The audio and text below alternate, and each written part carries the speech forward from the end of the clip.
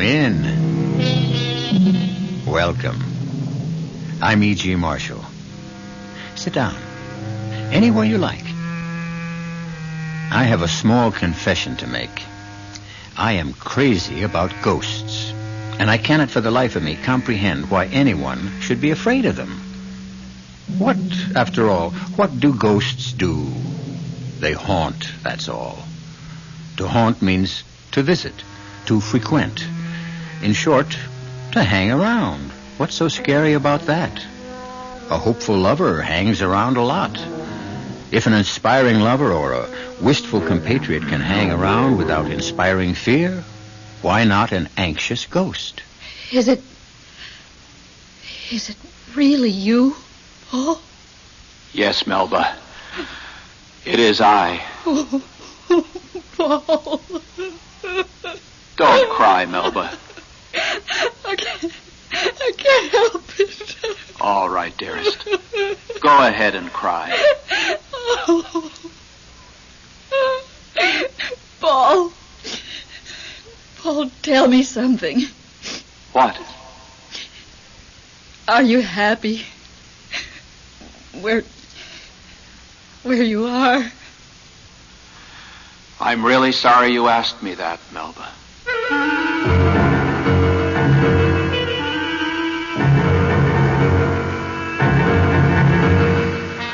Our mystery drama, Ghost Talk, was written especially for the Mystery Theater by Elspeth Eric and stars Lenka Peterson and Elliot Reed.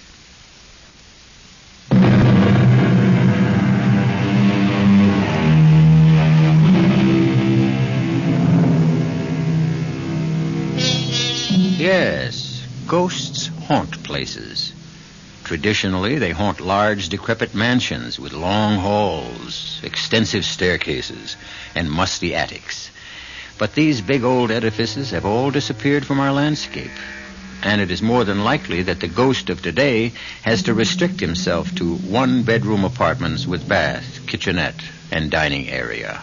Poor ghosts. Will they give up haunting altogether, or will they do what we have done? Adjust. Melba, you have my number? Yes, Leonard. Both at home and at the office. If there's anything I can do, Melba, anything at all. I'll call you. Bless you, my dear. Oh, Paul. Where are you? Where?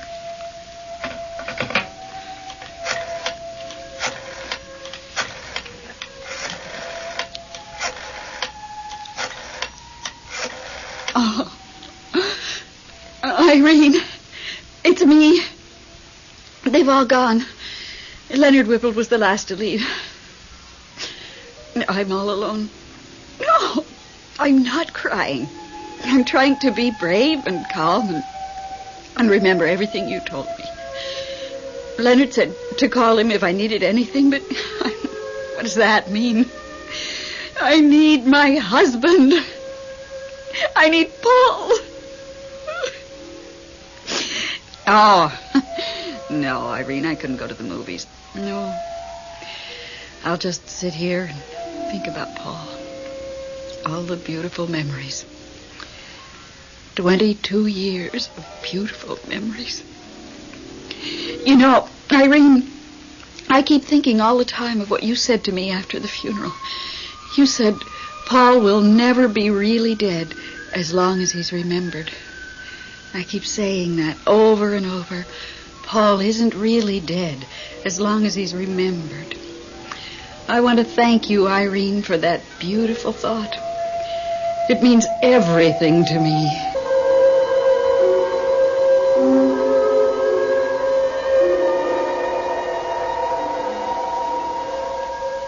Oh, Melba. Melba. How goes it, Paul? Hello. It's Bruce, isn't it? I'm new here. I haven't got everybody straight yet. You never will. It doesn't matter. Yes, I am Bruce. Mind if I join you? I wish you would. You had a particularly beatific expression on your face just now as I was floating by. I was thinking of my wife. My wife, Melba. Yeah, why? Why? Well, actually, because she was thinking of me. remembering our wedding day. I was touched. You're really very new here, aren't you? Oh, yes, very. At the start, everybody is either touched that they're remembered, apprehensive that they won't be, or furious that they're not. Melba feels that no one is really dead as long as he's remembered. Is that what you want to be? Not really dead? It sounds nice. Well, it isn't. I don't know how you can say that. Because I happen to know. From bitter personal experience. My sainted mother remembered me every day of her life after I died, till the day she died and joined me here. Since her arrival, I'm happy to say, we've exchanged precisely 6 words. A while back, she had the grace to apologize. I'm sorry, son, I didn't understand. Those were the 6 words. Sorry for what? For remembering me. What was she supposed to do? Well, forget, for goodness sakes. I wouldn't expect her to forget immediately, of course. That would be unreasonable. But as soon as possible, put me out of her mind. My life on Earth was over. I'm sure she meant well, your mother. After you're here a while, you'll realize that everybody doesn't mean well, and quite often does a lot of harm. But your mother loved you. Then why not leave me alone to enjoy myself? Why wake up in the middle of the night to remember how handsome I looked the day I graduated from dental college? So inconsiderate. Why was it inconsiderate? Because, my dear fellow, if she kept it up long enough, I'd have to stop whatever I was doing and go visit her. Visit her? How could you do that? How? Well, the way it's always done. As a ghost, of course.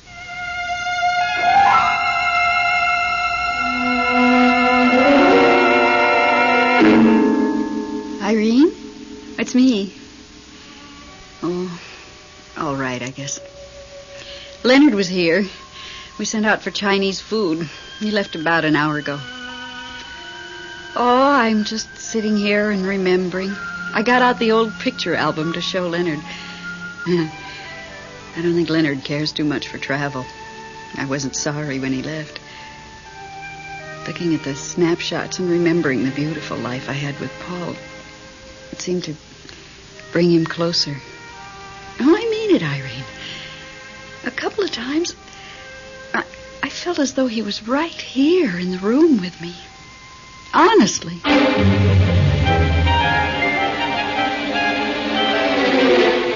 Bruce! Oh, Bruce! That you, Paul? I had a terrible time finding you. Well, now you have. I asked everybody where you were, and nobody knew, and then Salome said, oh, he's probably out strolling among the stars. That's his favorite pastime. But I had no idea how many stars there are. You still haven't any idea. Actually, neither have I, and I've been here heaven knows how long. So far, this is my favorite galaxy. But of course I haven't seen them all. Has anyone, do you think? Oh, I suppose he has. He must have seen everything. Since the beginning of time. And before that? Yes. What made you come looking for me? Something special? Bruce, I can't get a moment to myself on account of Melba. Your wife. You know what she did? She got out an old snapshot album and started looking over all the pictures we took on our vacations, birthdays, Christmases. Typical. They all do it. The worst part is she showed all these pictures to a friend of mine. Of hers. Ours. Leonard Whipple. He couldn't have cared less. She's really hanging on to you, isn't she? It's very nice of her and all that, but it's terribly exciting for me being here. Everything's so completely different.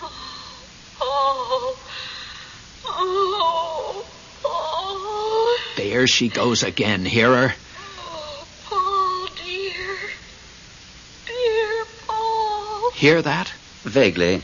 She just keeps after me and keeps after Well, what me. about this Leonard Whipple? Well, he's a very nice guy, but he's not going to hang around much longer if she makes him look at pictures of our honeymoon in the Grand Canyon.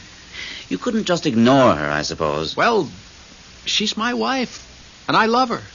I mean, she was my wife, and I did love her. But now, things are different. I'd say so. Well, for goodness sake, look there. If it isn't him. Him? You mean it? Really? Him? I haven't seen him in eons. I never have. Sir, please. No, yes, it's Bruce. Yes. Am I right? Yes, sir. And this is Paul. He's new. I know. Hello, Paul. I'm really thrilled to meet you, sir. The galaxy is looking well, don't you think? I love this galaxy, sir. You said it out so neatly. There's one star I've been concerned about. I think it's beginning to twinkle out. Sir, as long as we were so fortunate as to run into you like this, could we have your advice about something? You know I dislike giving advice. It's for me, sir. I don't know what to do about my wife. Is she here? Oh, no. She's with the living. On Earth. Oh. And she's grieving. Well, that's to be expected. She'll stop after a while. She doesn't show any signs of stopping. I was wondering if I shouldn't, appear to her. Bruce says it's a simple procedure. Well, you could do that, of course. I never thought very highly of that ghost business, so theatrical. But if it'll make her feel better? I suppose we do owe a measure of responsibility to the living. You think I could go back for a short visit? Well, you're free to do as you like. If I were to tell you what to do, you wouldn't be free anymore, would you? Well, if you just tell me what you think. No, I really can't do that. That would be tantamount to telling you what to do because of me being who I am. You see, you think I have all the answers. Everybody thinks so. Well, I don't. There are countless things I haven't found answers to. However, like everyone else, I keep trying. Now, I really have to go to see if that poor star is feeling any pain. You'll both excuse me? He wasn't much help. Well, that's his way. Oh, dearest. Oh, there she goes again. Dearest Paul. Bruce, I'm going to turn ghost and visit her. At least you've made a decision. How do I go about it? Well, there are no hard and fast rules. Actually, not many of us do it. It's considered kind of freaky. Freaky? Look how many of us there are and how few of them. If we all took to ghost walking, we'd have them outnumbered trillions to one. I don't care. I want to do it. I just need to know how. Well, you can do it in the old-fashioned way. Clanking chains, winds whistling through the trees, moon behind black clouds and all that. I don't think Melba would go for that. Well, then there's the crying, sobbing type of ghost. Inconsolable weeping. Since I don't feel particularly inconsolable. Well, then there's the ghost that flits through the halls, appearing and disappearing. Now you see it, now you don't. We don't have a hall, just a rather small foyer. Can't I just appear? In some simple, straightforward way. Just say, here I am, dear. You wouldn't want to start with one weird, uncanny shriek. I wouldn't know how. Or a sardonic laugh? Well, what would I be laughing at? Oh, life, death, anything in between. Well, if you don't want to do any of those things which he calls theatrical, then just appear. That's more my style, I think. But wrap a bit of vapor around you. After all, they need something to identify you by. And don't stay too long. And above all, don't let it depress you. Why should it depress me? You'll find out, my friend. You'll find out.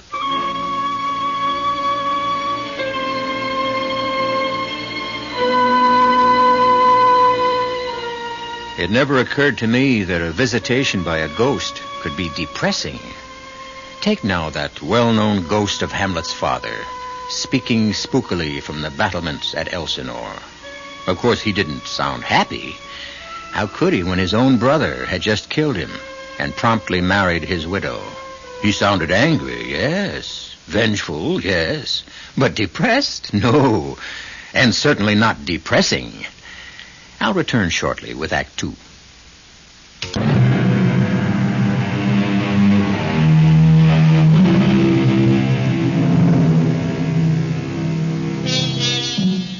Our moribund hero, Paul, has decided to return to Earth as a ghost and haunt the 3-room apartment where he once lived with his wife, Melba.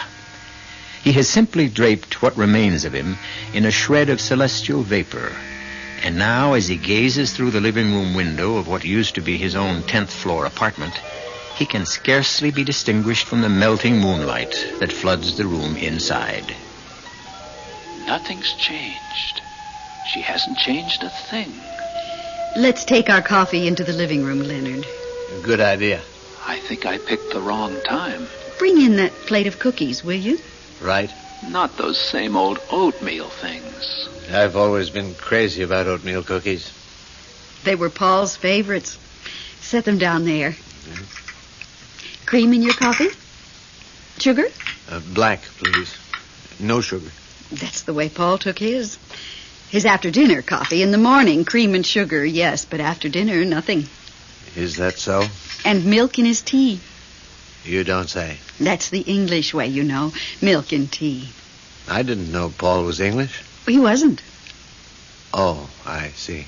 Oh, way back, 5-6 generations, he was English, but... I myself was born in Wales. Is that so? Oh, well, that's near England. Richard Burton is Welsh, you know. For goodness sakes. Well, didn't you know that? The last movie Paul and I saw together had Richard Burton in it. I wanted to show you something fascinating. Paul's World War II uniform. I've saved it all these years. No, I don't. Not tonight. And his captain's bars. Some other time. I've really got to be moving on. Oh, if you really have to. Such a beautiful night. I think I'll walk home. Yes, a beautiful night. Oh, just look at the moonlight streaming through that window. Care to walk a ways with me? In the moonlight? Oh, no, I don't think so, Leonard.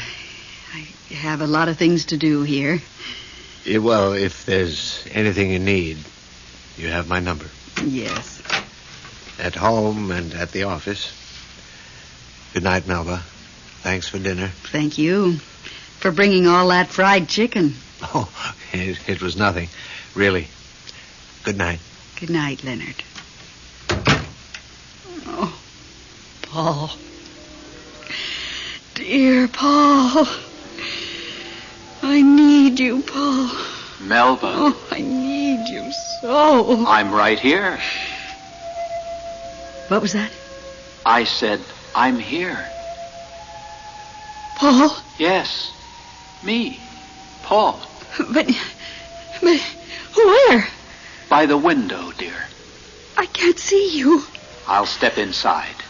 That'll be better. Oh, I see something. You see me. I dare say I've changed somewhat. Paul, can that be you? It is, I. Really you? Well, fairly really. Everything considered, as real as I can get. Oh, I can't believe it. Believe it, Melba. Oh, Paul. How are you? Oh, never mind about me. How are you? Oh, I'm all right. Really? All right? Everything considered. Everything considered, I'm better than all right. Paul, tell me, are you happy? Happy? I must know. Are you happy? I'm sorry you asked me that question. Why should you be sorry? Happy just isn't a word we use. Why not?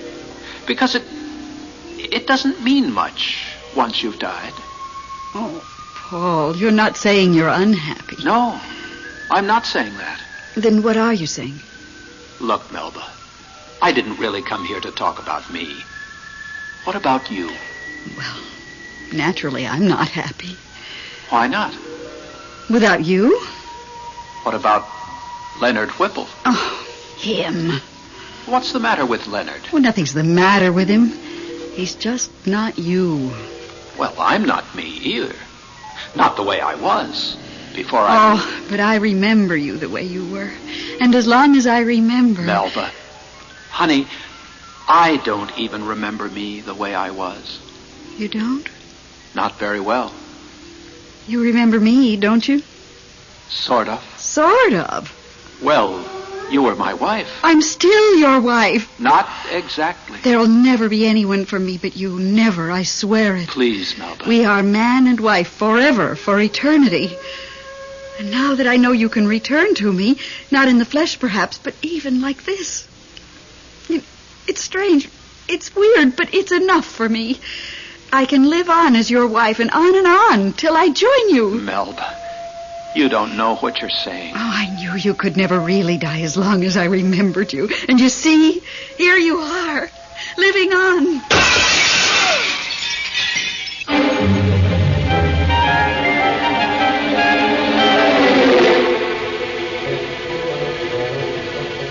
Hello, Irene. Me. Guess what? You'll never guess. Paul was here. Yes. Yes. Right here in this living room. All right, then his ghost, whatever. Well, he looked different. Yes, sort of steamy. Kind of like a street light on a foggy night. But I knew it was Paul, all right. His voice and the things he said and the way he called me Melba, dear. Well, he didn't say too much. I asked him, was he happy? Because naturally I wanted to know, but he wouldn't say. He wouldn't say he wasn't unhappy either. Isn't that weird? He wanted to know about me. Am I happy? Isn't that sweet? And he asked about Leonard Whipple. Imagine him knowing I've been seeing Leonard off and on. Of course, I told him Leonard doesn't mean a thing to me, that there could never be anyone else for me. I said, Paul, we are man and wife for eternity.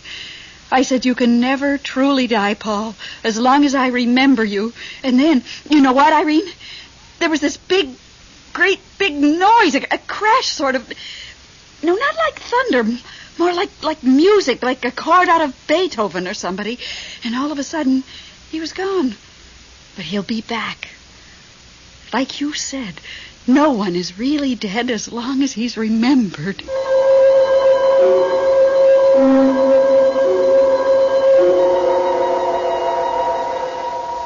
Sir. Sir, may I speak with you? No. Oh, it's Paul, isn't it? Sir, could I have just a moment of your time? I have all the time in the world. I have all the time there is. Look, I don't quite know how much time there is, but I do know I have all of it. Does that star look all right to you? Well, I wouldn't know. I don't quite know how a star is supposed to look. Please, sir. Yes, of course. You want to talk to me. What about? I've been back to the earth. My wife kept calling me. You said we owed some responsibility to the living, Did I say that? Yes, sir, you did. I wonder if I was right about that. These earth trips can be very upsetting. Mine was. My wife wanted to know, am I happy? They're all so preoccupied with happiness, aren't they? I didn't know what to say to her. I couldn't answer her. This woman I'd been married to for half my life, I couldn't talk to her. It was as though we were living in two different worlds. Well? Oh, yes, I see what you mean. Still, shouldn't I have been able to answer her? Well, what could you have said? Well, that happy is a word that doesn't mean anything anymore. Happy is nothing without unhappy. The way pleasure is nothing without pain. The way health is nothing without illness. Euphoria is nothing without depression. Oh, you know what I mean, sir. I do know, yes. It's ridiculous to say I'm happy when I'm never unhappy. What I am is... What you are is... what? What I am is... free. Yes. I'm free. I'm Paul, and I'm free. And I'm free to be Paul, no more, no less than me. Me, Paul. Sir, why couldn't I be free like that before? Oh, dear, I ask myself that same question all the time. The only answer is that I miscalculated somewhere. And I did give those people the power to think, to reason, to figure out the sensible way to do things. Oh, why don't they use what I gave them? Why leave everything up to me? Theirs isn't the only planet in the universe, you know. I do have other things to look after, but the way they call out to me, they want me to do everything. Well, it's not right. It really is not right. No, sir. I'm sorry, sir. Well, what's done is done. They'll just have to muddle through the best way they can. Now, about your wife. Melba, is it? Yes, sir. Tell you what. Why don't you talk to Bruce about it? You two seem to get along so well. Yes. Talk to Bruce. Now, excuse me, will you? I really do have to go take a look at that poor star.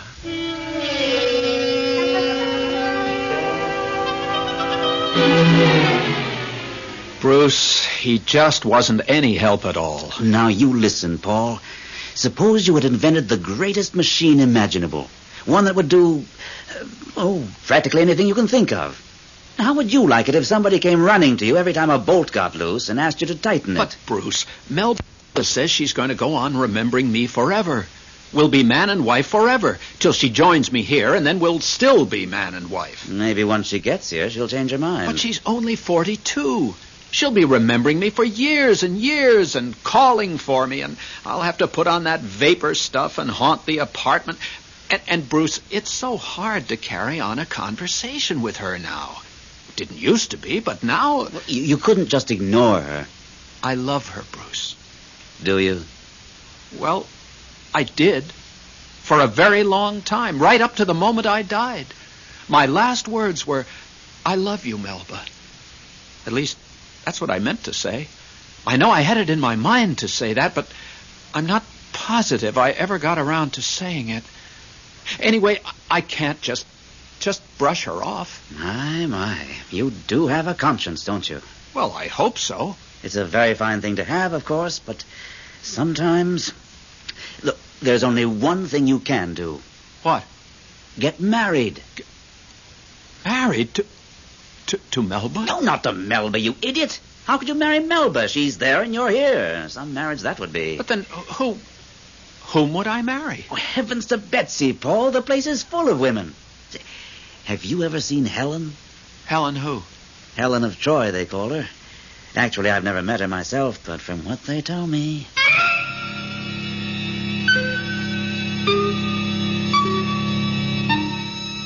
Marriages are made in heaven, so it's been said.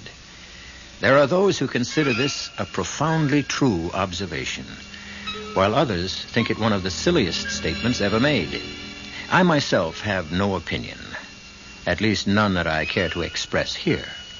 But no one, so far as I know, has ever claimed that people actually get married in heaven.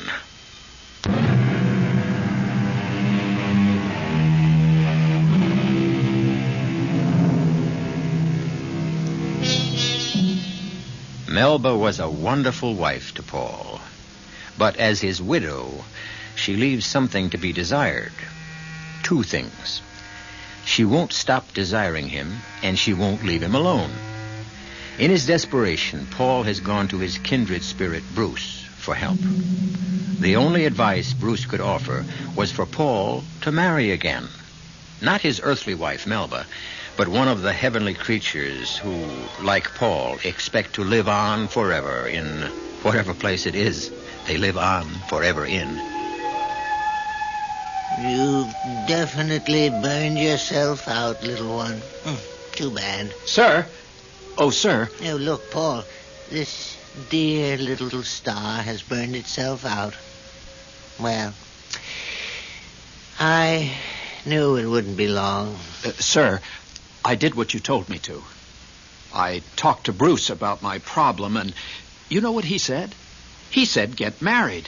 Married? He says the only way to make Melba forget me is for me to get married to someone else. Someone here. Where else? What do you think of the idea? Why do you keep asking me what I think? Can't you ever think for yourself? Well, I just thought... No, you didn't. You came running to me like all the others. I'm getting tired of it. Well, if you could give me a little advice... I gave you a little advice. I said talk to Bruce. You talked to Bruce, and he told you what he thought you should do. Now, either do it or don't do it. Is it all right? Is what all right? To get married. Here. Paul, the essence of this place is perfect freedom to do as you choose. It might work out, it might not. But that's true of everything, isn't it? It's certainly true of everything I do. Do many people get married here? Well, I don't know. I do know they don't come running to me to ask, is it all right? Bruce mentioned someone called Helen. Helen of Troy? Are you asking me to pick a wife for you? Now, what else do you want me to do? Tie your shoelaces? Help you with your arithmetic? Don't you people ever grow up? I'm sorry, sir. I don't care about your being sorry. That's too easy. I care about your achieving some measure of maturity. A bit of independence, a little simple sense. Is that asking too much? Tell me, is that really asking too much? Oh, sir, Sometimes I feel like giving up on the whole human race. You're not going to cry, are you, sir? Why not? Who has better reason to cry than I have? Nobody, I guess. However, we must all carry on, mustn't we? Never give up. That's my motto. Because if I gave up... Don't say it, sir. Please, don't say it. No, I won't say it. I wouldn't be so cruel, no matter how provoked. Now, Paul, I really must go to tend to that poor little star who, believe me, needs my help more than you do.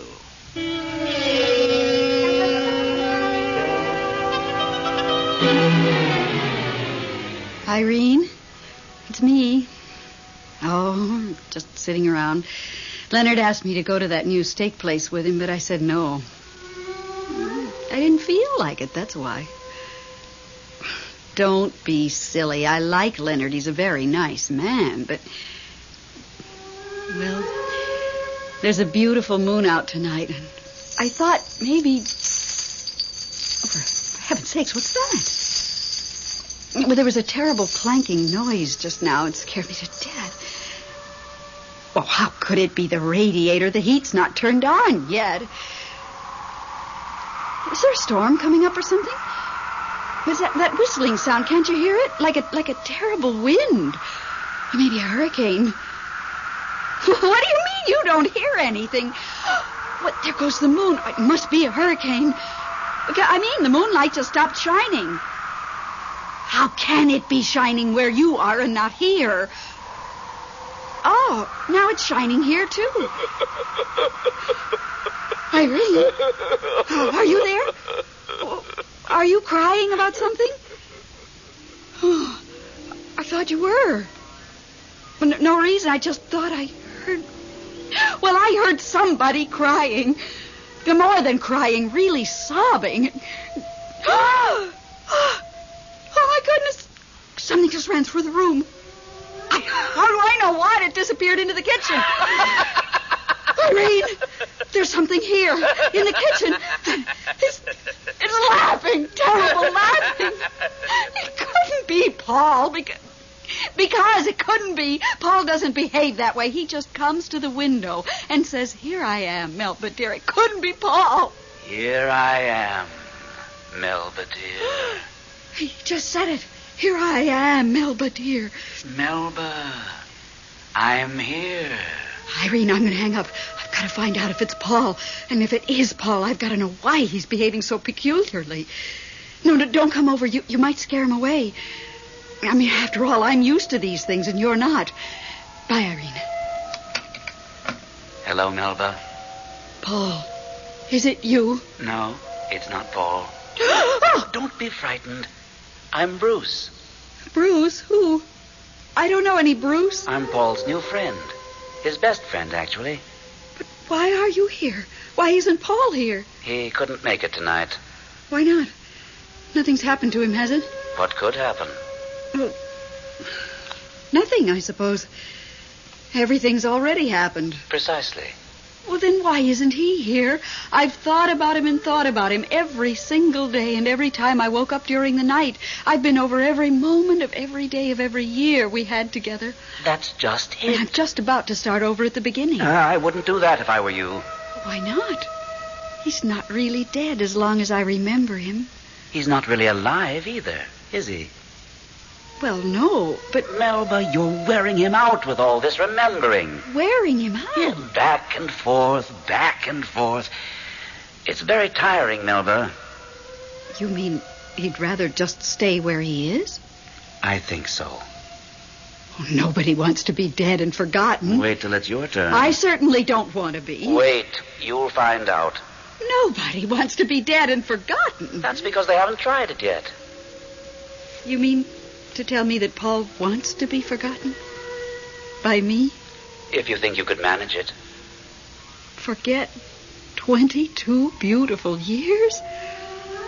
Oh, I couldn't.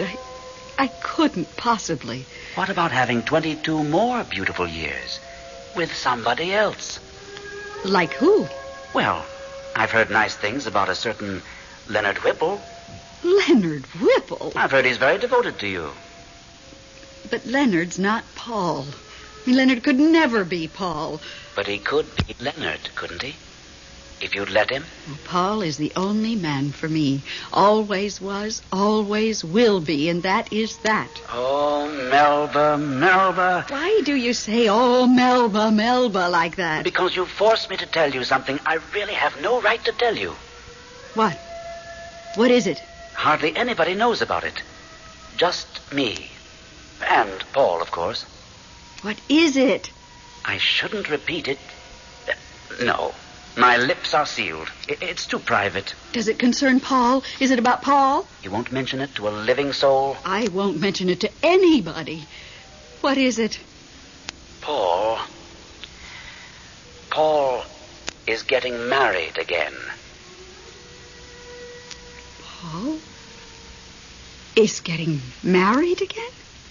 Yes. Who to? I think her name is Helen. Is she pretty? I've never met her, but I hear she's very pretty. Young? I believe so. Oh, how could he? How could he? That's life, Melba.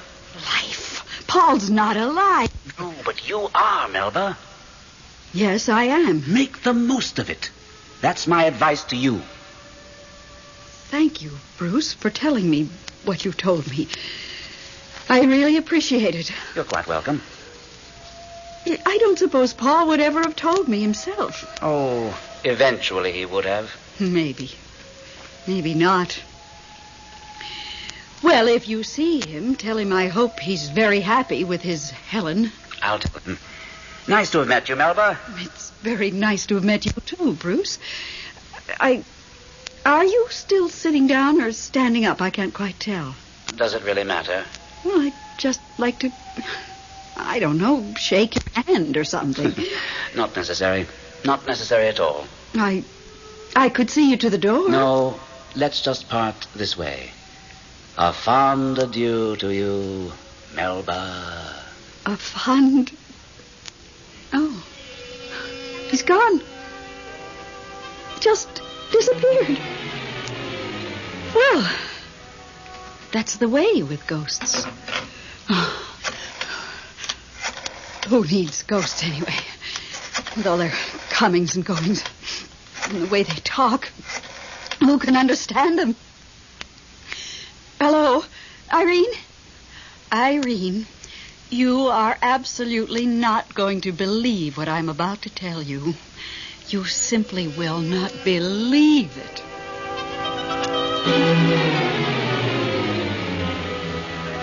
Bruce, where have you been? I've been looking all over for you. Even Salome didn't know where you were. Where were you? I went to see your wife. Melba?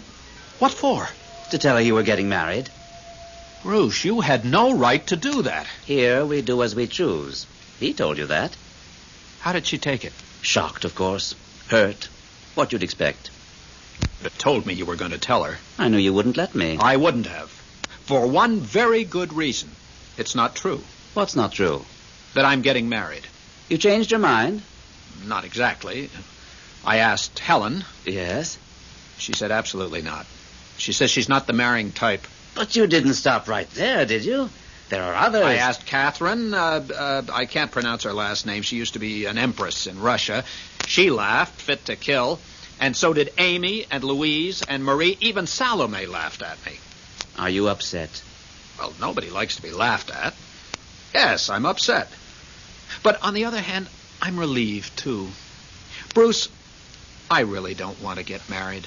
I never thought you did. Everything's so nice here, so free and sort of uninhibited. So peaceful.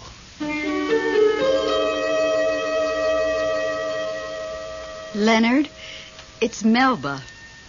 You don't mind my calling you at your office, do you? Oh, that's good. How was the new steak place? You didn't go? On account of me, you didn't go? Well, I must say, Leonard, I spent the evening doing various things. Things that really needed to be done. Like, I got all Paul's clothes together and packed them in boxes. Tomorrow I'll send them to some deserving charity. Listen, Leonard, I was thinking, as long as you didn't go to that steak place, why don't you come over here tonight and I'll cook you the best steak you ever tasted. And hash brown potatoes. Would you like that? Oh, good. We'll come early and we'll have a martini first. Well, good for Melba. Good for Leonard. And good for Bruce. And for Paul, too. Good for everybody who faces up to a problem and solves it the best way possible. The solution may not be a perfect one. Solutions seldom are. But at the very least, they are an attempt to use the sense we were born with. And that's all God asks of any of us. I'll be back shortly.